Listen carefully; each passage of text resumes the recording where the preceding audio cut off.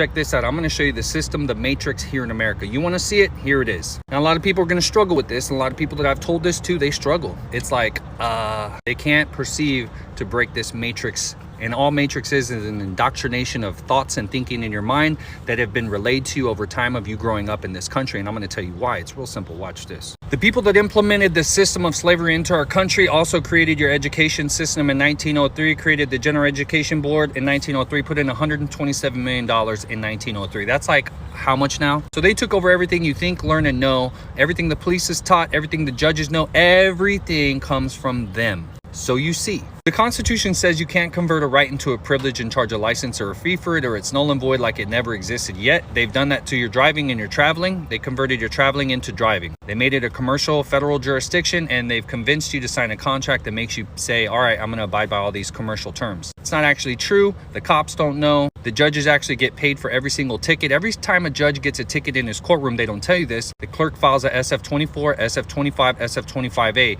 These are bonds. Bonds create securities. These securities go into the Judiciary Retirement Fund, and the judge gets a cut of every single ticket. Do they tell you that? No. Because the system is designed to enslave the judges for the ones that are greedy or the ones that feel guilty, and us, we the people. It's against all of us. Everything to do in traffic that has no victim is null and void and repugnant to the Constitution. That is a fact, and it has been removed from the knowledge. And people, when you tell them this is what happens. Even my own mom. What do they say? That's against the instructions that you've been taught. But nobody's ever harmed. They take your own money. They pay the cops to weaponize them. If you go 5 or 10 over, guess what? You're enslaved. You go to work, you earn that money, and they take it. They give it to the judges to shut their mouth, and they keep the system enslaving the little guy. All the while, this happens every year, and these are the underreported numbers. Don't be deceived. Have you ever looked in Child Protective Services how many kids run away? Go find the pictures of the kids that run away, and when you see their fucking infants, ask yourself, how is that possible if they're not involved in doing something to sell these kids? They are involved, and they are selling them, and I'm here to tell you, and I don't care what consequences you think you could bring on me. I'm spilling the beans because I am their fiduciary.